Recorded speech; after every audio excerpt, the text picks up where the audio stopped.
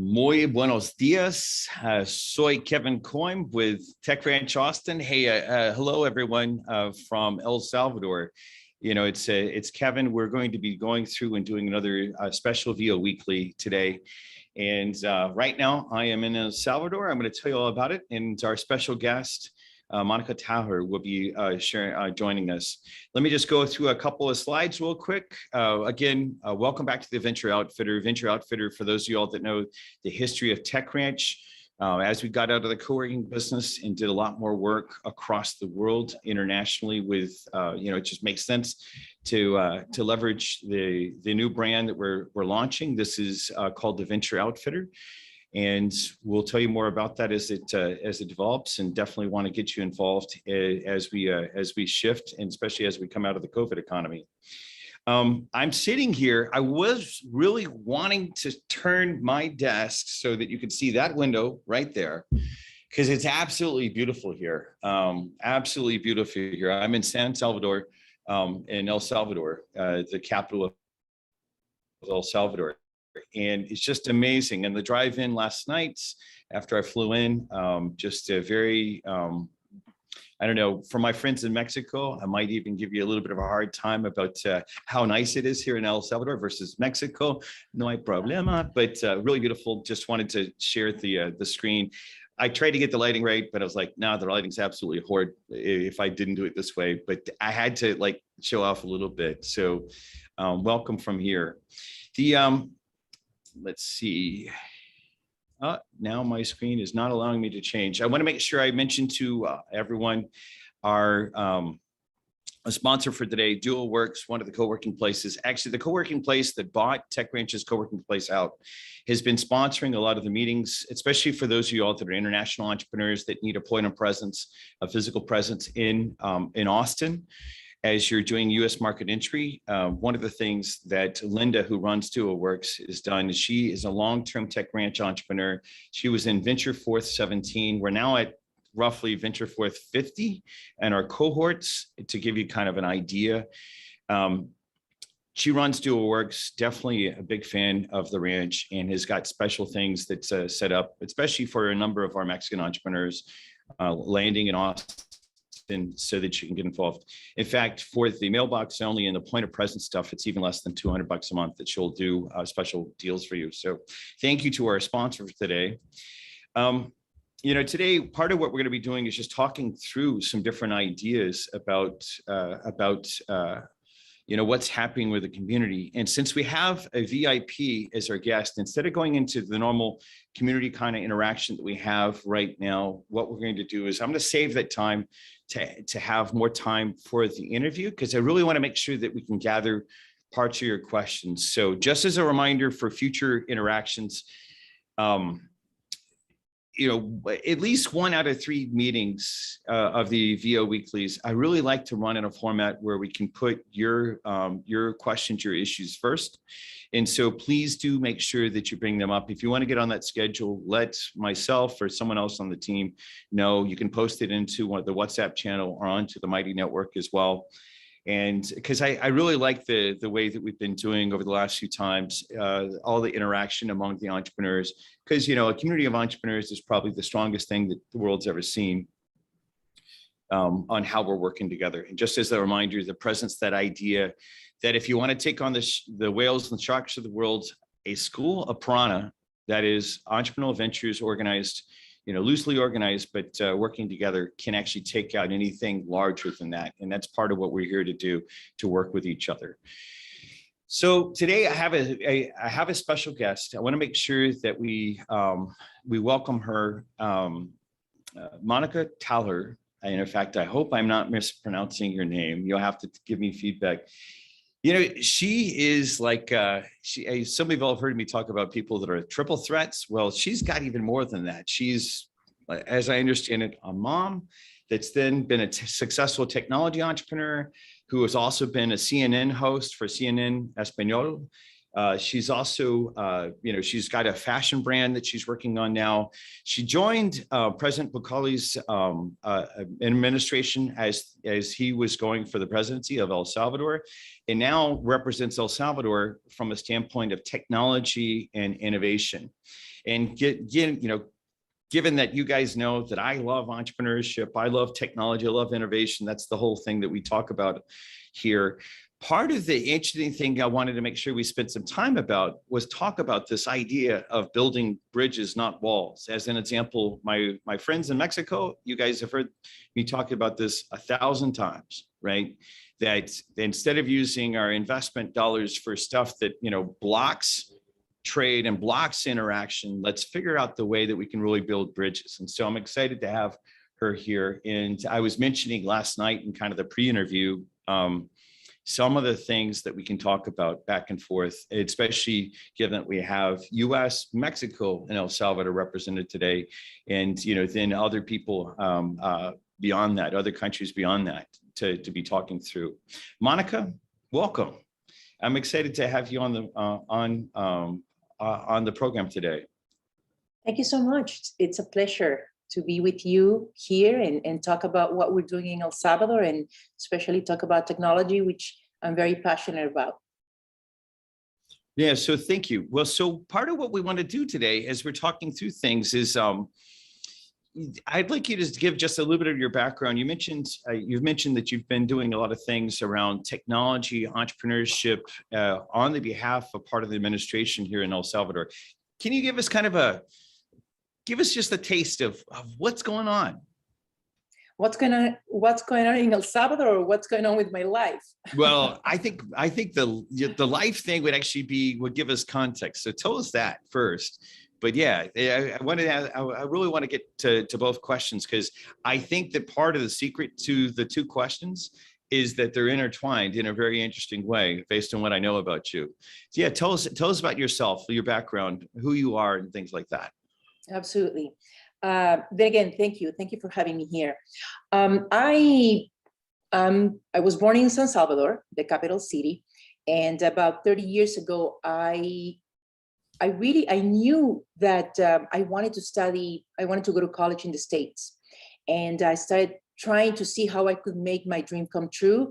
And at the end, it happened. I immigrated to the United States and went to UCLA. I'm really in love with academia. I've always been. Both of my parents were academics, and my dad was a sociologist, so politics was always present in my home. And my mom was a biologist, and she was actually the first woman who became the director of El Salvador's zoo. We only have one zoo, but it was a big deal back then, when I was growing up. Understood. And I think because of her as well, I became very aware early on in regards to women's rights and what we needed to do besides going to college in order to advance in life. So I've been living in the States for about 30 years. I decided to stay away from politics because I was really tired. I mean, that's the word, really tired of the way things were being conducted in my home country. I focused instead my efforts on politics and technology as well, but politics in the United States, where I supported many political campaigns in California, including Obama's first run, as well as Hillary Clinton's. And I never thought that I would be paying attention again to what was going on in El Salvador from a political standpoint, simply because I wasn't living there anymore. Yes, I have family, but my focus was the US and the life that I had created here. So fast forward, I like telling my personal story because I think it can help, especially women. From what I see only men, but it's okay. You might have wives, and truth daughters be told, that might be listening to this. I'm really surprised, because typically we have more women in the program, and so I think it's but we're going to make sure that we share that for sure. So please do share that story. Thank you. So in 2011, I like sharing this story because I think is the best way for people to relate to me in case they might be going through a similar situation, or they might know of someone who might be going through something like this. In 2011, I had a very, very bad divorce. And I was on the fence of basically trying to figure out how I was going to feed my then 13-year-old daughter. And that happened simply because after having two incomes at home, you come to realize that one is just not going to be enough. And at that point, I had a salary, I had a job, I hadn't really taken on launching businesses and becoming as focused as I am right now in regards to technology. So I started reading online, clicking and reading, trying to understand what I could do in order to reinvent myself. And everything came together. I think that, things after that experience, I really think that things happen for a reason. I was made a partner at the company where I was working. It was a technology company. The more I read, the more I became savvy in regards to many back then, I'm talking about 2011, 2012, about many topics that related to technology, such as Bitcoin at that time. So I invested in Bitcoin and took a chance. And I said, hey, this is really going to become the future. And I never sold my Bitcoin, which is the beauty of this story. I'm jealous. Okay, I'm officially jealous. That's the great story. And I started becoming certified on certain topics such as augmented reality and artificial intelligence and things like that. Did a few things with Google, partnered with IBM to identify markets, emerging markets in 3 countries in Latin America, Brazil, Mexico, and Argentina, and did many conferences and other things. So that gave me the tools, especially because now I owned a business and I was financially better than I had been when I suffered, when I went through the divorce. That gave me the tools to really say, wait a minute, number one, I can keep launching businesses and without really planning, before I became a serial entrepreneur. And 2, with the experience that I just went through, I can help more women. And that became my quest. And actually, if you check my website, monicataher.com, it's in Spanish right now only, but it's in the process of, I have a very good team that is working on my blogs on a daily basis. And we focus on 2 things. 1, personal finance, and 2, technology. Why? Because I really think that those 2 areas should be one, because technology should, especially for women, should help us create a financial plan. It can help us launch businesses. It can help us save. It can help us have something as beautiful as blockchain when it comes to any type of decentralized project. Therefore, that's what I do. That's what I was doing when I met President Bukele. And I actually met him at the Bureau of CNN en Español in LA. I had started following him a few months earlier, understood that he was the mayor of San Salvador and was pretty impressed with some of the changes that he had made, even in his previous administration, things that you wouldn't really have heard of politicians doing. And that's what caught my attention. And I said, wait a minute, I really want to meet this man. So I started contacting a few people in the at the city hall at that time. I happened to have a friend who worked in his team, and one thing led to another. And next thing I know, I'm landing an interview for him on CNN en Español, and this was December 2018. So I told him I'm going to be in El Salvador in December, at the end of December, for the holidays. And he said, well, come and visit, let's talk. And I said, okay, great. So we met and we're talking about different things and, kind of reconnecting on why I had left El Salvador and et cetera. And he was gracious enough to offer me a position as a political advisor, if you will. And my job was to educate and share information about what he was doing on his presidential campaign to Salvadorians living abroad, especially in the United States, what we call the Salvadorian diaspora. And we started working together. 2018 was a very fierce year in regards to the political campaign. I felt that I had just an avalanche had just swept me off the ground because of how how fast things were moving, and at the same time how vicious people could be on social media. So I learned that quickly. And Understood.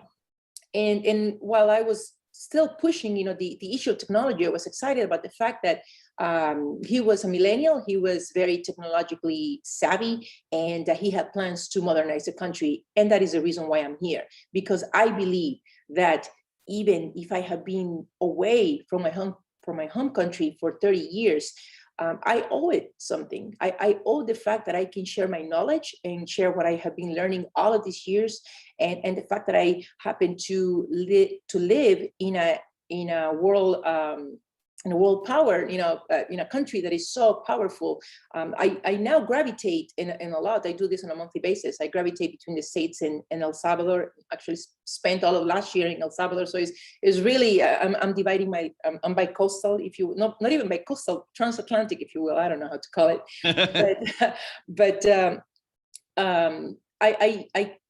I'm excited about what El Salvador can become because of technology. That is exactly the reason why I'm here, because I want to help my country. I want to help especially women to become more technologically savvy and to utilize all the tools that innovation technology can give you, so then they can learn how to launch businesses, how to make money.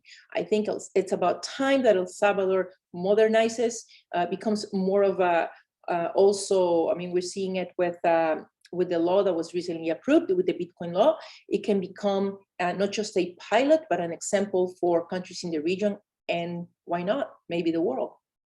Well, it's a really interesting point that you make. In fact, part of the reason I founded Tech Ranch, all these years ago, is for driving on this idea of shared prosperity. Now, in my case, I think those of us that have had hard things happen in our background, I'm the son of a single mom, as an example, grew up, especially by US standards, maybe not world standards, but by US standards, grew up a poor kid, and have that same, belief that technology, entrepreneurship, innovation, when applied in the right way, we can reduce suffering and we can create shared prosperity. And it is interesting.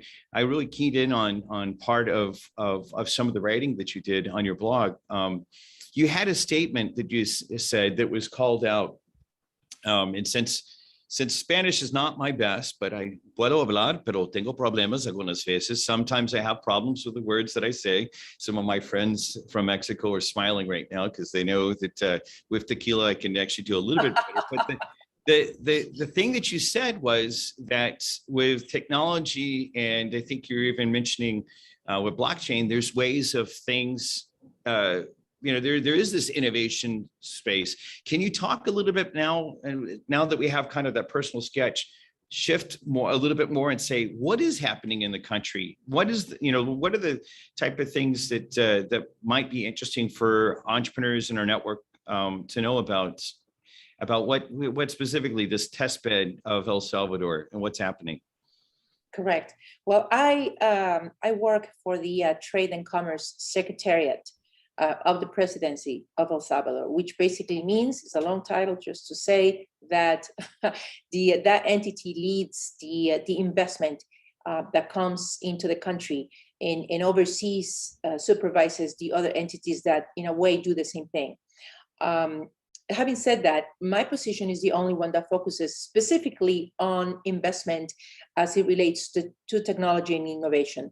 Hence why I still have to gravitate between the States and El Salvador, because I work a lot with Silicon Valley, with Israel, with Singapore, the last two being huge tech ecosystems, as you know. So what is happening in El Salvador? We're absolutely excited. That is what is happening. I think the news took a lot of people by surprise. Obviously, worldwide, we have been seeing the reactions, the many questions that they have. I do apologize with the audience because I cannot share any details or anything as as it pertains to the Bitcoin law per se. As you know, the regulation will be unveiled on September 7th.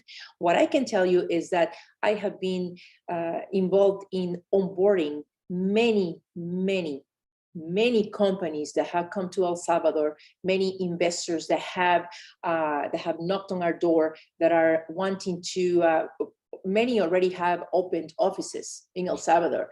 Others are just waiting for, I have opened a subsidiary. You know, they will continue having their headquarters in the States or in Europe, or in even this one company from Nigeria.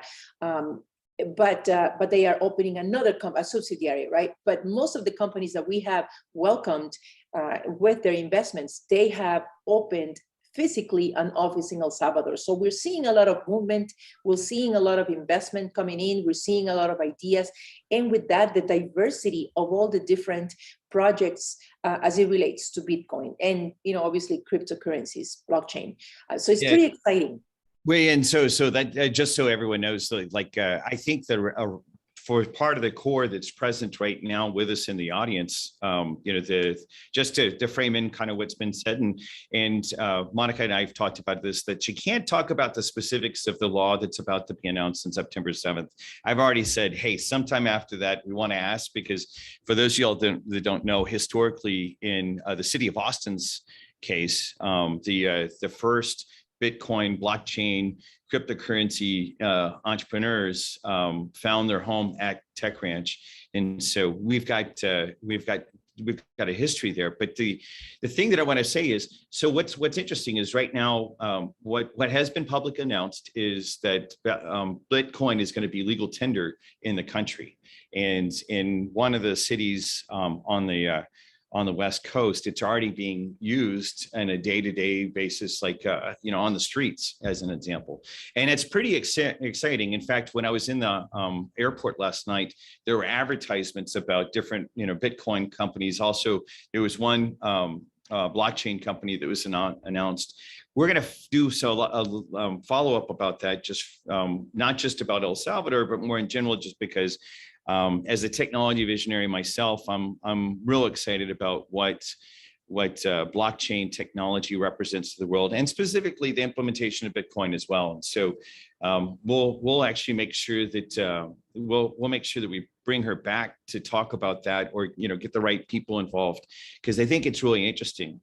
The thing that I think might be interesting is, do you have maybe out of one of the companies, without talking about Bitcoin, maybe one of the companies, you can see some of the things that are creating true bridges? Is there something that like an example that you think might come to mind that would point to the type of activities that might be of interest? As an example, this morning in the conference that I was already in, I already met a Mexican entrepreneur that's from Mexico City that's here for Bitcoin, and is actually already doing operations in Texas. And so as soon as I mentioned in the room what I was doing there, he like grabbed me already. So there's really interesting activity. What might be, can you give us a story or two, maybe one of those companies that doesn't open up anything specifically you can't talk about right now? Sure. In fact, I mean, I've been posting most of the meetings that we've been having with these investors, with these representatives, on all my social media. I happen to be very active on social media. That's just an announcement. But yeah. And I've been doing it in both English and Spanish, just for the sake of, you know, the people who are not Spanish speakers. But yes, I can comment on the fact that, for instance, we have several companies that are bringing their platforms, their exchanges, their wallets, lots of wallets, some of them with more functionalities than others. One really struck me because I never seen some of the functionalities that this wallet had.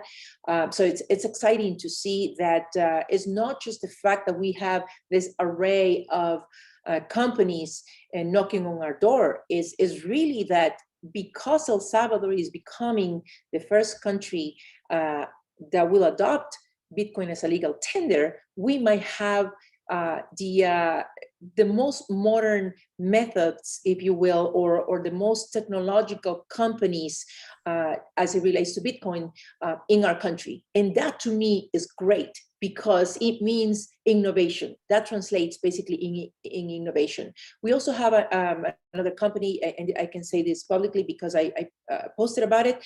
It's called Bit Refill. I'm sure you know about it. It's a company that basically allows it's a B2B company that allows other businesses to use gift cards where instead of money, instead of fiat, then you can use Bitcoin, and it's already doing business with prior to the actual launch on September 7th. It's already speaking to many other companies in El Salvador. They already have a country manager there. I mean, it's incredible. Office, country manager, and that has been the trend with all of these companies that have arrived in El Salvador.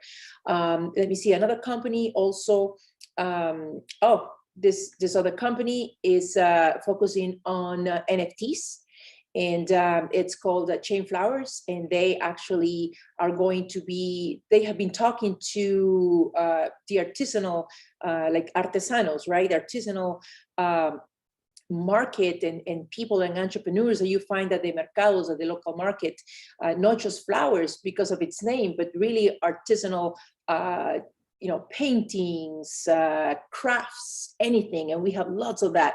So they are going to be launching their platform, and it's just about NFTs. So we have blockchain, we have NFTs, we have Bitcoin, we have another company that is focused on Ethereum as well. So it's a little bit of everything, even though the law relates only to Bitcoin. But we know what that means. Once you open that door, anything else has to come through. That's the way I see it. And we hope that it comes through.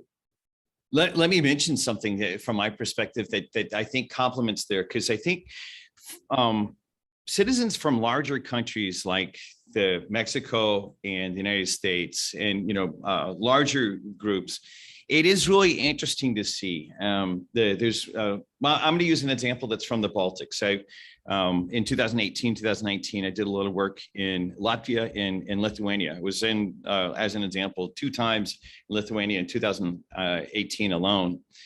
Part of what I want to say is different countries, these smaller countries, are able to do innovation that for those of us that are technologists and entrepreneurs, it's hard to imagine in the framework. Like in the United States, there's a lot of blocks for this sort of stuff. So the thing that's happening, I mean, I don't know how to say it other than saying it the way I want to say it. It's cool that this is happening because you really can innovate and things like that. And I think that when we see these smaller countries, El Salvador is a perfect example that's able to to take advantage of the up and rising political environment that they're creating, and also create like a test bed for technology and entrepreneurship that's really exciting to see. Let me switch gears a little bit. So one of the things that El Salvador has been in the US news a bunch. Part of it obviously was about the Bitcoin, the blockchain stuff that's happening, but also there's been, just from part of the history that I think you were pointing to, El Salvador has had a rough history, and there's a lot of immigration that has happened from El Salvador that wasn't necessarily the quote unquote legal route or whatever. I've never, I kind of have a very open mind about an open border kind of ideas, not to go too political, but to try to take care of people. What I'd like to ask is, part of the thing that I think a lot of times individuals have a hard time imagining, you and I talked last night about this idea of bridges, not walls. Could you give kind of a vision about how you see the liberalization of these technologies, how they could even affect the, say, immigration environment, and talk a little bit about that, about how you see it? It's not just women's empowerment, but just people having access. What are your thoughts about that? Absolutely, it is logical that it relates to perhaps I wouldn't say a full stop, but definitely a change, a shift in regards to immigration patterns. That in this case, that El Salvador has had for historically had has for a long time. You are absolutely right when you mentioned that we have, just in the US, we have 2.7 million Salvadorians living in several cities. The most populated ones are the DC, Maryland, Virginia area, Los Angeles. There's so many in Houston, many in Austin, Dallas, etc. It's been a pretty rough time for all the people who migrated, especially when the war started back in late 70s. So that was the first wave of Salvadorians leaving. Why? Because people were being killed, because jobs were scarce, many reasons that we all know. And the same thing happened in the 90s, but in the 90s, we see a different shift. The shift is more towards Europe because of many reasons. It's a younger diaspora. They tend to be more educated. I mean, they already had a college education. They migrated looking for job opportunities. So we have different waves. We have had different waves throughout our migration history. However, how can technology help us eradicate these waves of migration? I am convinced that the fact that we are opening our country to different models of technological changes, we are actually welcoming, embracing something such as Bitcoin, something so radical and so out of the box, non-traditional, such as Bitcoin, and everything else that will come next. Because I do believe that this is just the tip of the iceberg. If we open the country to many other technologies, beginning with blockchain, which will open then again so many other things, then I do believe one thing: there will be more jobs in El Salvador. More jobs will be created. We have already started seeing that with the fact that these companies, these investors have come into the country because, following Bitcoin, and they have already, the fact that they have opened physical offices, it doesn't mean just investment. It means that they need personnel, they need staff, and they have already started hiring people. So there is a greater influx of jobs. And that means that if you have a job, then you might think twice about leaving El Salvador, about conducting that journey mostly into the United States. You might say, well, yes, but El Salvador is also known because of lack of security, and also violence. And I will tell you this: all the entities that focus on investment, including mine, we have a quarterly report that shows us the changes that have been produced as a result of the government's Plan Control Territorial, which is a territorial control plan. And President Bukele has been really adamant about not only implementing this plan since he came into office, but at the same time making sure that we look at the data, to see what tangible changes we have. So when you send this quarterly report to investors and you show the political and economical climate, then you'll see that it makes sense for a company to come into El Salvador and invest and open an office, because things are definitely better than they were 2 years ago. I'm not saying that there is absolutely no violence whatsoever. Show me a country that doesn't have violence. Yeah, no, I totally hear you, especially in the United States right now. A lot of people, when they actually, when I hear people say, since I've traveled so much with my work, and some of the places have been, truly dangerous places.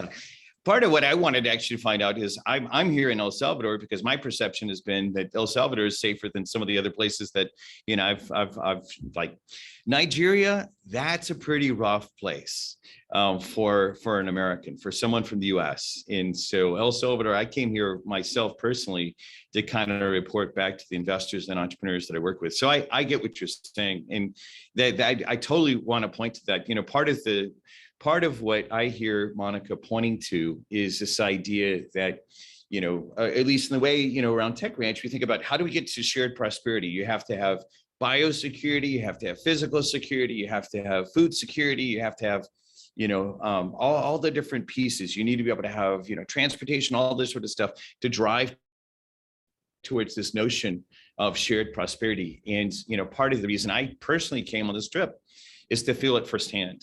And historically, for some of my friends in Mexico know that I've spoken in 27 different cities in Mexico in the past. That country has seen its time where it's parts of it are kind of rough and parts of it are, just I feel safer than in the United States. Same thing about Chile. Living in Chile, it's like actually the truth is I feel safer in Chile than I do in the United States by a mile.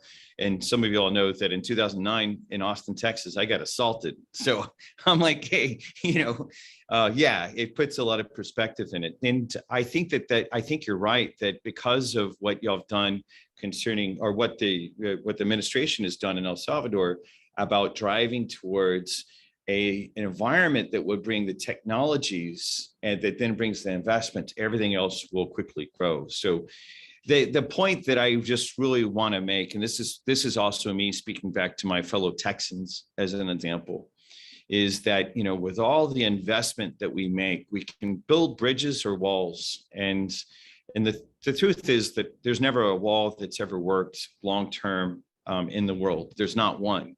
You can't point to one that's worked long-term. Whereas helping El Salvadorians or other countries, as we're already doing in Mexico, create jobs and things like that, and then create technologies that can be brought back to the United States as well.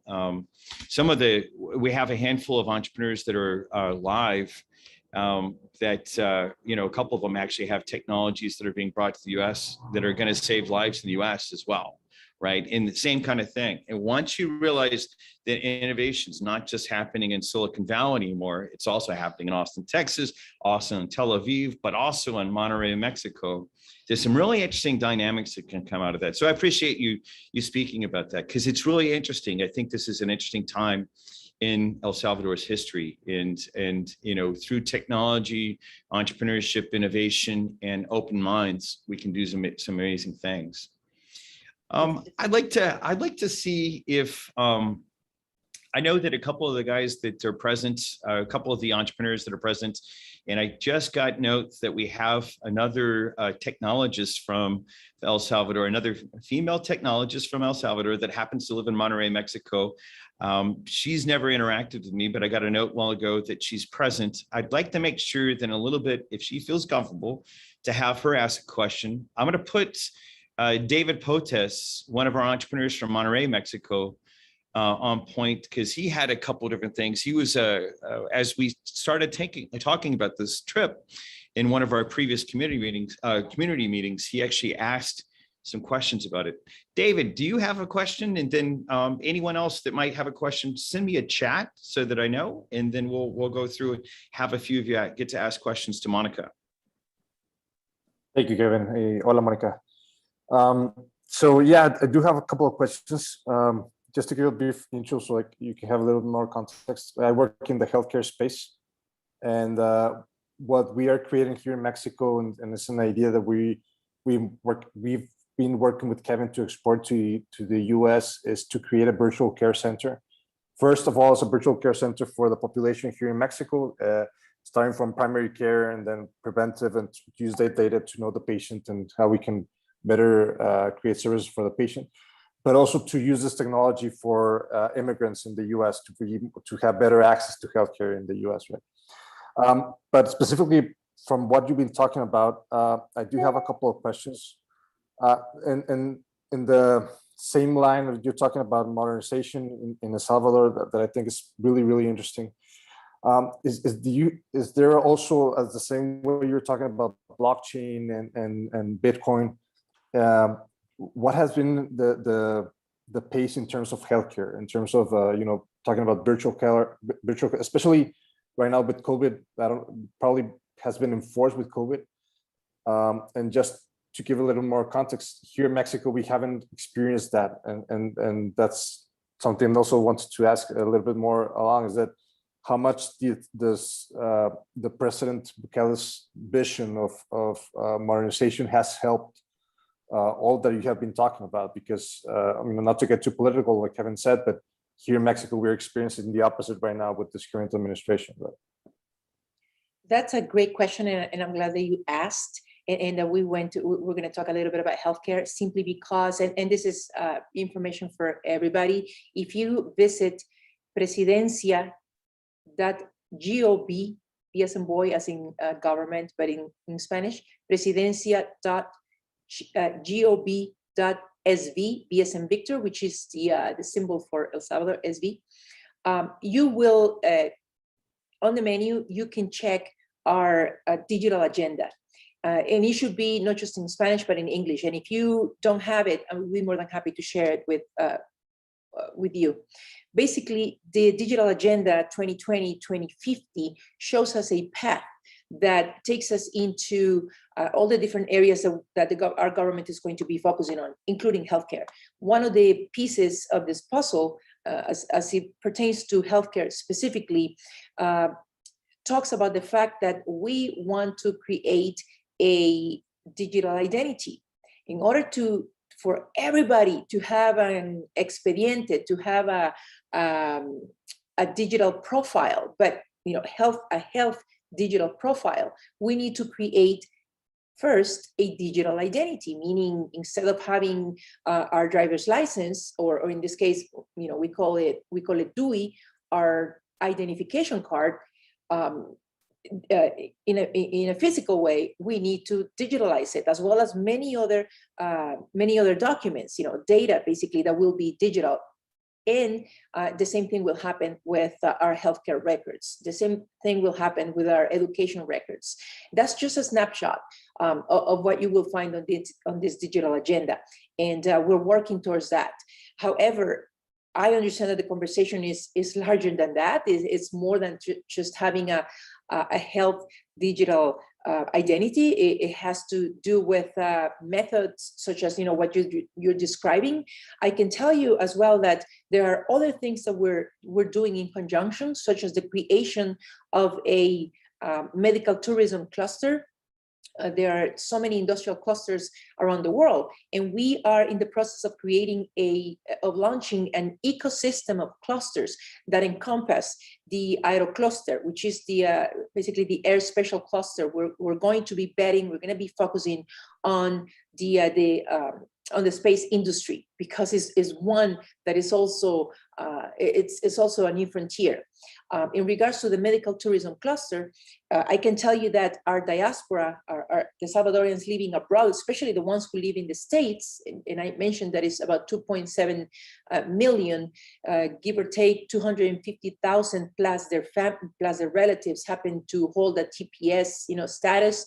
Therefore, they don't necessarily can travel, but the rest can. So it's a lot of people we're talking about, and our diaspora happens to be very loyal. They come to our country to get medical services, dental, any type of medical service, and they come from 2 to 3 times per year. That data exists, and it shows you that they not only come because of medical services, but they obviously take advantage of the trip, and they see their families, they do tourism, they usually take about a minimum of 3 days to do that, and they do this 2 to 3 times per year.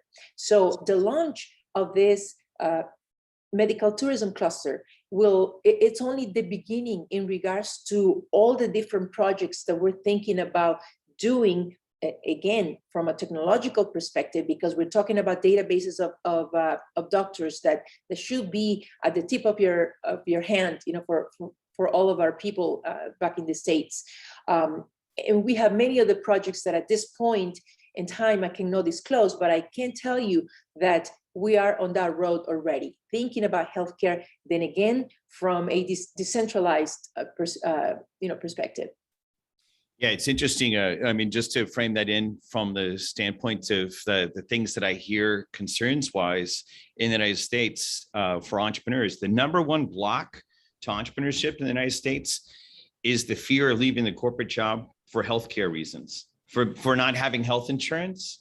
And part of the issue at that is if you can actually go to El Salvador and go, and do medical tourism. That is, you fly over, maybe you spend a few days at the beach, you get the procedure, and then come back. I found out, I'm paying for dental insurance in the US right now. I went to the dentist yesterday. oh, by the way, your policy doesn't work for this. And I'm like, what do you mean? This is dental insurance and you're listed on their website.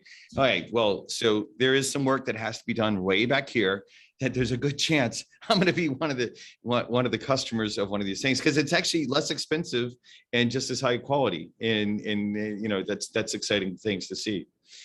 David, did you have a follow-on question to that? And I know that there's a number of people that are sending me texts back and forth. If you don't have a microphone and you'd like to actually make a question, just go ahead and type it in the chat, and we'll do that as well. And you don't have to type it to me first. You can put it out in the main area. But David, did we get both your questions answered?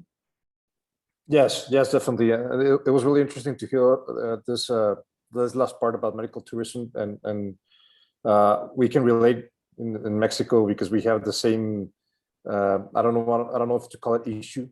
You know, a lot of Mexicans living in the U.S. also come back to Mexico to receive healthcare. So it's also a new subject, and how we can promote this, because you know, you think about tourism in Mexico, you think about, you know, coming to see the ocean, right?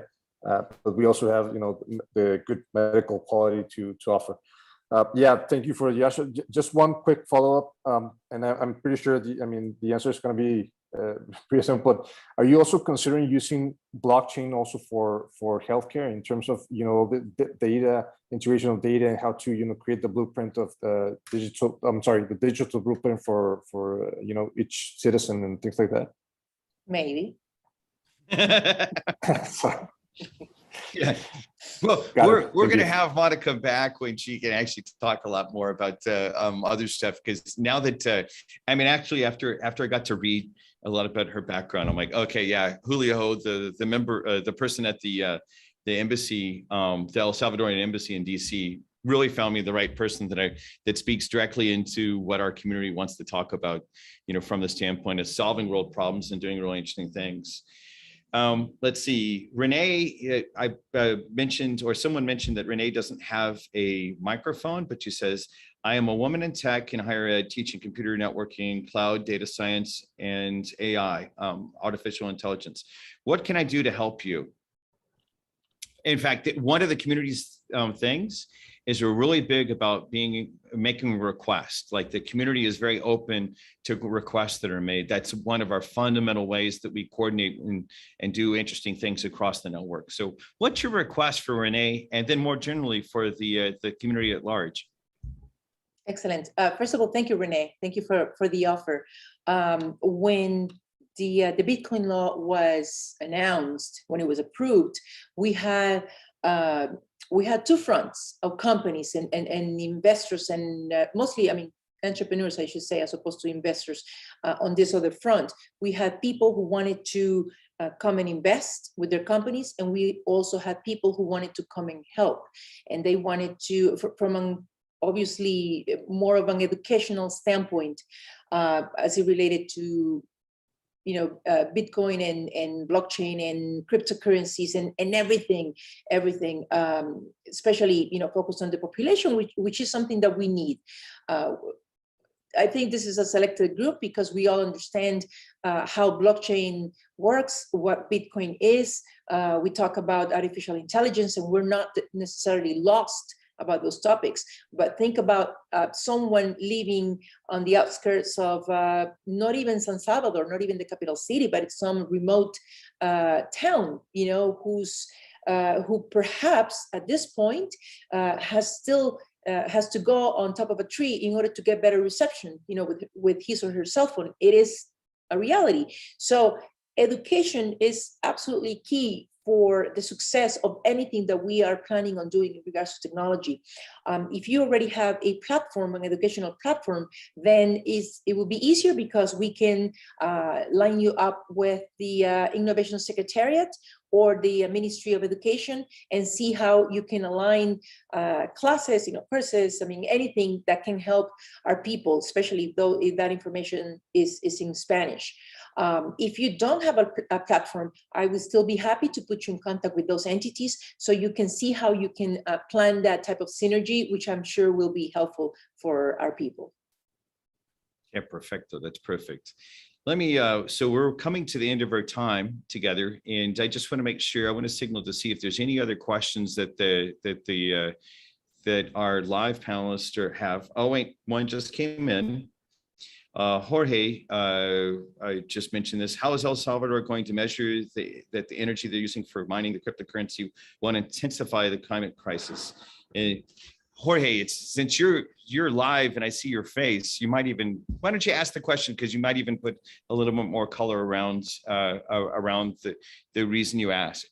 Sure thing. Thanks, Kevin. Hi, Monica, and congratulations again. I was taking a look at your website, at your blog, and you were posting something about this ecological cryptocurrency that I'm sure that you know that is, I mean, is very famous for the energy intensity that is using. They're saying that they're using more energy than the whole Central America or something like that. So is there a plan with the Salvador to prove that that is not affecting more? I mean, Central America is one of the regions more affected by the climate crisis. What is the discussion over there? It's a good question. It's a necessary question. However, that answer is also part of what's coming up on conversations after the regulation is unveiled, and unfortunately I cannot discuss necessarily the specifics of mining in El Salvador at this present moment. What I can tell you is that obviously there have been even, I mean, companies that had come into the country wanting to do mining. As soon as they saw the president posting about it, they just rushed and came and told us that they were already doing mining in other places. There are some companies that were mining in China, for instance, and they want to migrate to El Salvador.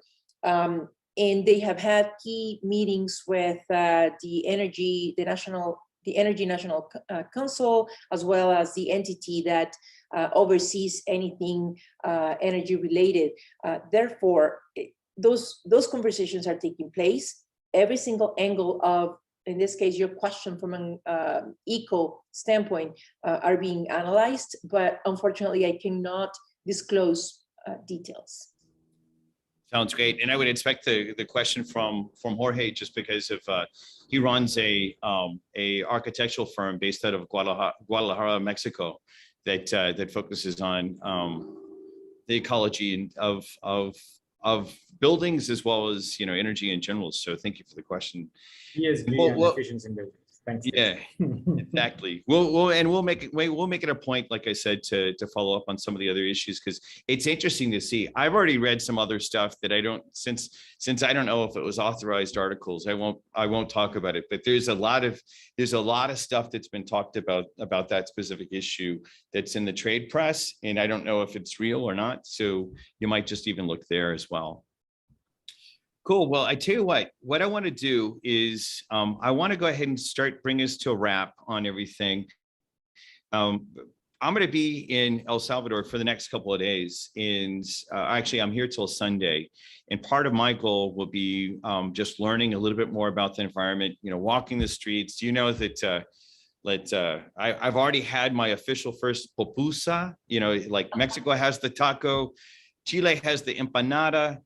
And now I've had, my pupusa as of this morning. I'll be, kind of getting to know the country from a firsthand kind of standpoint. I want to make sure that we do follow up. We will do some special activities in the Slack channels to follow up about this, because I know that there's a larger group of people that were saying, hey, Kevin, you didn't send us this information very fast.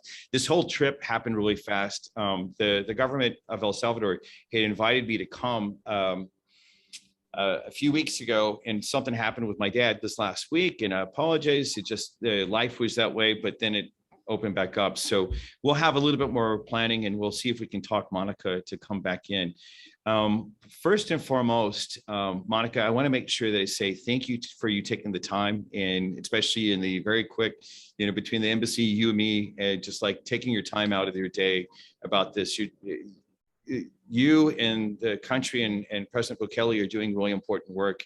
And as a technology visionary who's been building technology for my whole career in innovating, I'm excited to see what I'm seeing. And I'm excited about how we can build bridges, not walls, to really build the future that works. So any final words that you'd like to share before we do a few last slides and close up for the day? Well, thank you. Thank you so much for the invitation. I had a great time. I hope it's not the last time I join your show. Thank you for wearing a suit as well, as you mentioned. And I really want to thank the audience, because the fact that you're here tuning in shows me that you're interested in what's going on in my country. And that's not only reassuring, but it shows me that we're going on the right track, that technology is the way to go, and that it's time for El Salvador to become more modern and to adopt not just Bitcoin, but many, many other things that are out there and that are definitely non-traditional. It's time to break the status quo. Yeah, exactly. Innovation is a powerful thing, and it's exciting to see. Well, cool. With it, what we'll do is, let me see if I can, since I don't have all my normal system for sending all these slides and stuff like that, just really quick, what we'll do is I am going to bring us back to the final few slides. Thank you again to DualWorks for sponsoring today's program. Make sure that if you are looking for a foreign point of presence in Austin or in Texas, take advantage of the offers, as well as they have closed door offices. Several of our Mexican businesses, as an example, have closed door offices at DualWorks. You can do everything from the mailbox all the way up to that. Thank you for DualWorks sponsoring today. Final words that I like to say is, a group of entrepreneurs driven by vision and values have and innovation environments like El Salvador that are actually opening up to technology change and making it possible. We can really go do some really powerful things. So with today, I'd like to say thank you again to Monica. We'll definitely have you back. I look forward to getting to see your country a whole lot over the next few days, and then many times in the future. Let's go change the world for the better together. It's through working together that we can create the world that we've always wanted. So thank you for your time today. Thank you to our guest as well. And we'll follow up with this. If you have any questions, if you have a follow-up question for Monica, or if you want to follow up on the request that she made, send me or my team a note. You can send it to start@techranchaustin.com, especially if you're not immediately on the program and you see this as a video clip later on. Send it to start@techranchaustin.com, and we'll make sure that we forward that to her and get people involved. So with that, thank you all for your time today, and we'll say goodbye till next time. All right, take care, everyone. Bye.